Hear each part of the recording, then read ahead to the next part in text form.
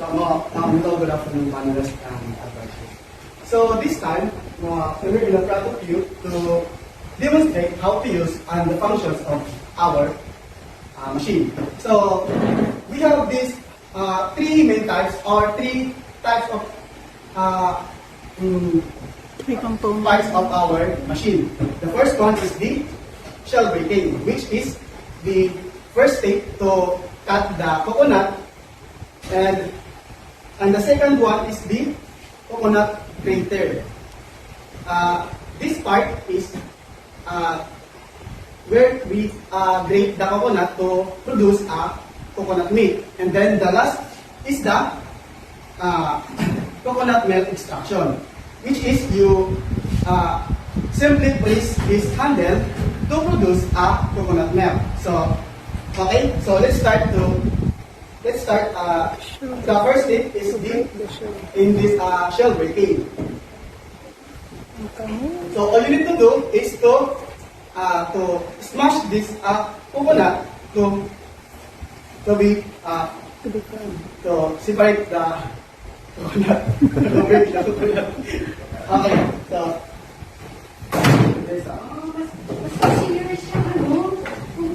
So this time, nahabi na natin yung coconut, or we separated the coconut. So the next step will demonstrate by Mr. Jerry.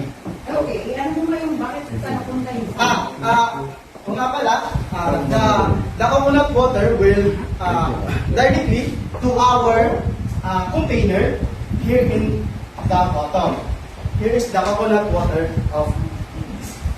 Okay, so the next part is the coconut grater.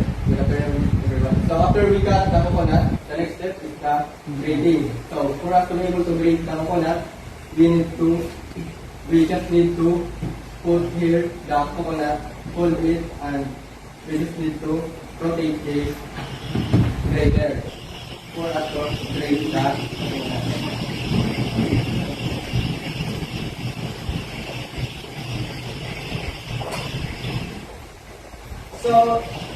So this is manually grated by hand.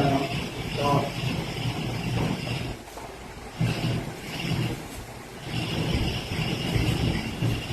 the difference between our tools and the common coconut processor, which is the based on electricity na, no?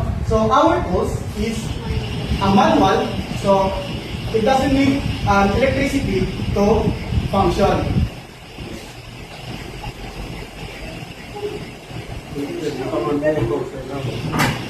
Hindi pala one phone na yun, sir, hindi pala sa indoors.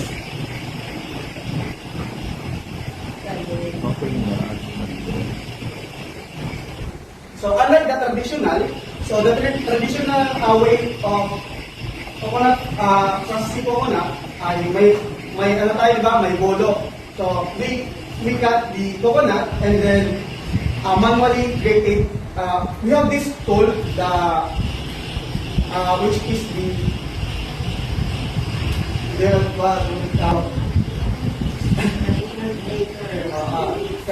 nakaguran. And then, in freezing, we have to use our hands to freeze and to produce coconut milk. So in our machine, we have this multifunctional, which is you don't have to use separate tools, because in our machine it is built-in tools such as the coconut shell grating, and then the freezing and coconut milk.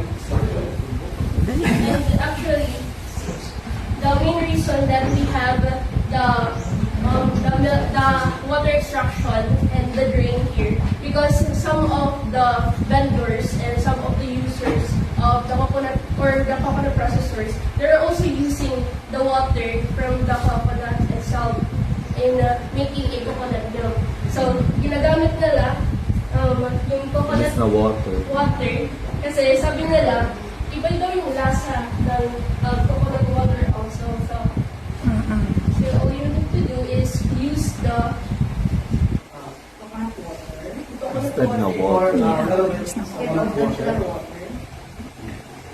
And we'll just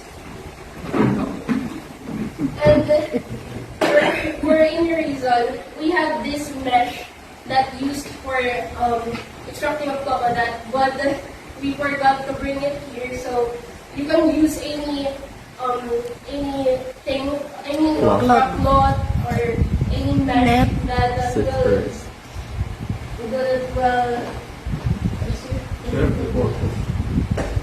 So, we can use any type of mesh just to string or to separate the coconut meat and then the coconut milk. You just twist this handle to produce coconut milk. So, we have now the coconut milk. So, maliit lang siya kasi kalahati lang po yung ating milk. Parang po crazy. The component is the fan. And for you to be able to locate the fan, you need to enter and center of the lecture like this. And then it will automatically pop up because we added a push lock. Then all you need to do is bring the fan. And then for you to open it, there is a button. Hello, PG. 1, 2, 3, this is my PG. You can see the microphone is now operating. And another, we have here a little compartment. And this is where we found our calculator, scientific calculator. And then, you must wondering, ano ba ang purpose nito? Well, this serves as the adjustable height for this. And for you to be able to adjust it, we have here the adjustable handle. And you need, for you to adjust it, you need to adjust it clockwise. And to your deserved height. Preference height. As you can see. At kung gusto nyo nang ibalik, of course, you do it under Another click na. It's easy and not hard. And make sure it is locked. And it's up to you kung dito mo siya ilalagay or you can pull it. And then,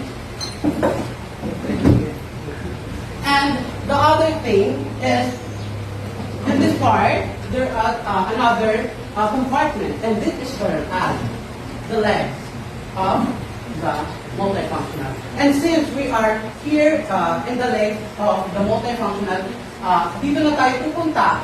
We have also 2 compartments. 1 and then 2. And also, if you, kung makikita niyo dito sa bandang bahagi ng ating lecture, we have the outlet where you can charge your cell phone, tablet, or power bank, or etc. And then, last but not the power cord, the wheels, or yun po yung function and component ng meron ang aming lecture. So, that's all. Thank you. Okay, thank you very much. And now we are open for your questioning and suggestion and recommendation.